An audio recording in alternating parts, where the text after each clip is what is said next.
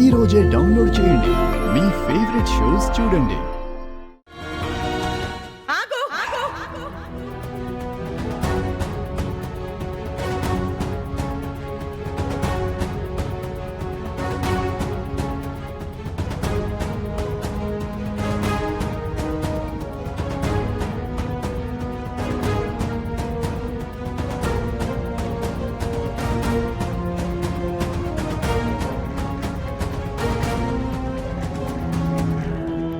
ఎవరివే నువ్వు? ఎందుకే మా ఇంట్లో అడుగు పెడుతున్నావు? అపూర్వ, ఇక్కడ విషాదం నిండుకునుంది. అనవసరంగా అల్లరి చేసి అబాస్పాల్ కాకు. నేను కాదు. మా ఇంట్లో అడుగు పెట్టావంటే నువ్వు అబాస్పాలవుతావు.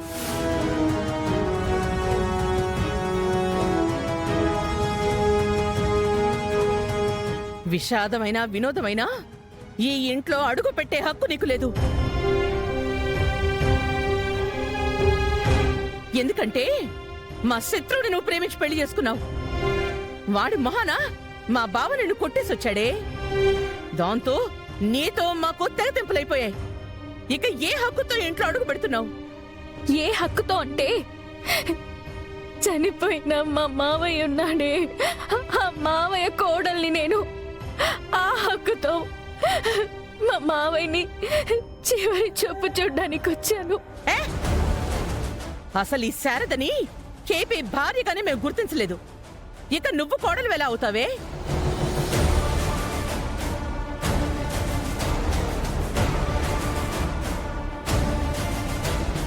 మర్యాదగా బయటికి పొండి. బయటికి పో.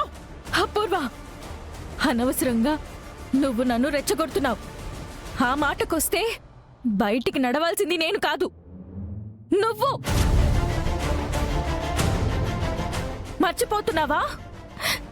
ఈ ఇల్లు మా అమ్మది, ఈ ఆస్తి మా అమ్మది. లోపలికి అడుగు పెట్టే హక్కు, నిన్ను బయటికి నెట్టేసే అధికారం, అన్ని హక్కులు నాకున్నాయి. నువ్వు మమ్మల్ని ఆపలేవు. ఆగో ఆగో ఆగో!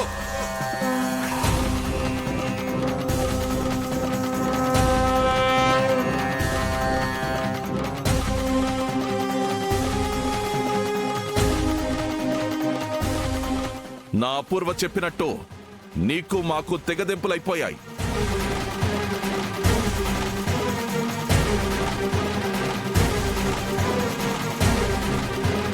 నేనుంటున్న ఈ ఇంట్లోనే కాదు, ఏ ఇంట్లో నేనున్నా ఆ ఇంట్లో నువ్వు అడుగు పెట్టడానికి వీల్లేదు.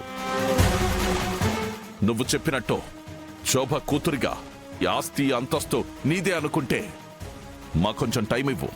ఈ ఇల్లు ఖాళీ చేసి వెళ్ళిపోతాం. నాన్న, నా ఉద్దేశం అది కాదు నాన్న. నీ ఉద్దేశం ఏదైనా ఆస్తి నీది అన్న అహంకారం ప్రదర్శించావు కదా. నేను మావయ్యని చివరి చూపు చూడాలన్న ఉద్దేశంతో అలా మాట్లాడాను నాన్న. నువ్వు నన్ను నాన్నని పిలవడం మానేయ్.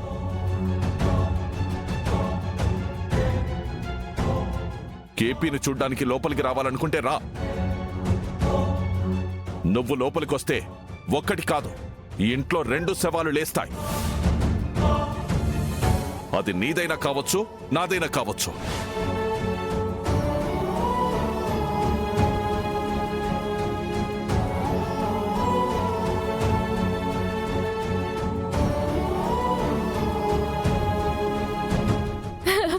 వద్దు నాన్న,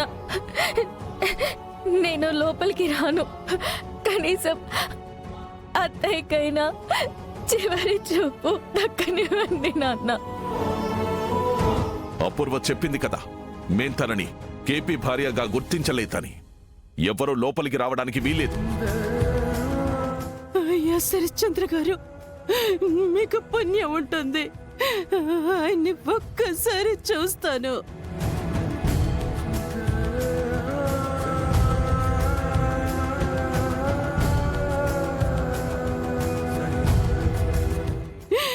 ఇప్పుడు ఆయన ఇల్లు దాటిపోతే ఆయన్ని ఇంకెప్పుడు చూడలేను. చివరిసారిగా ఆయన్ని చూసుకోలేకపోయాను.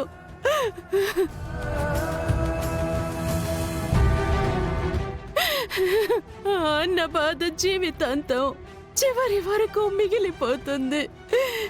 వెళ్ళిపోండి.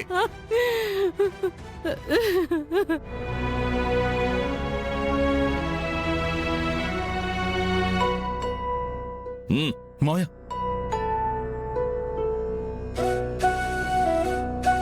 మావయ్య, మీకు దండం పెట్టి రిక్వెస్ట్ చేస్తున్నాను, పెద్దమ్మని రానివ్వండి మావయ్య, ప్లీజ్.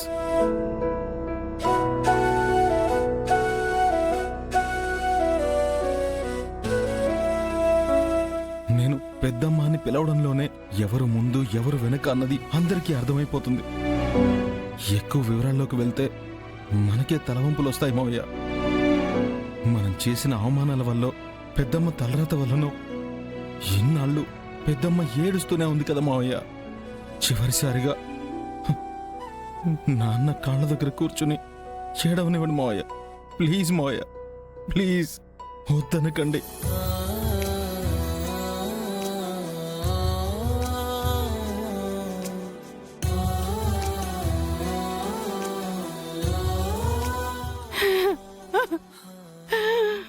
పెద్దమ్మ, రా పెద్దమ్మ, రా పోరి, రా పోరి. ఏమండి?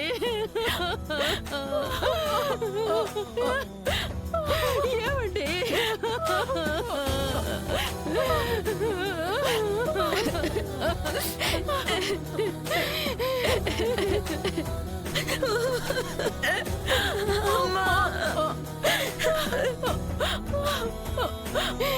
ఎందుకండి ఇంత పని చేశారు? ఎందుకు మమ్మల్ని వదిలి వెళ్ళారు? నేనేం పాపం చేశాను? ఏం పాపం చేశాను?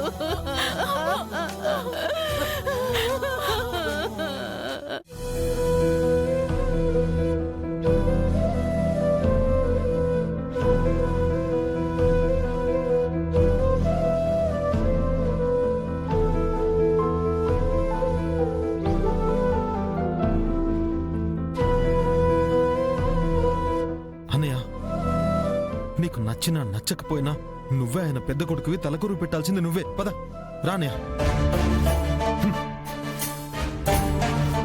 ఎక్కడికి రా వచ్చేది?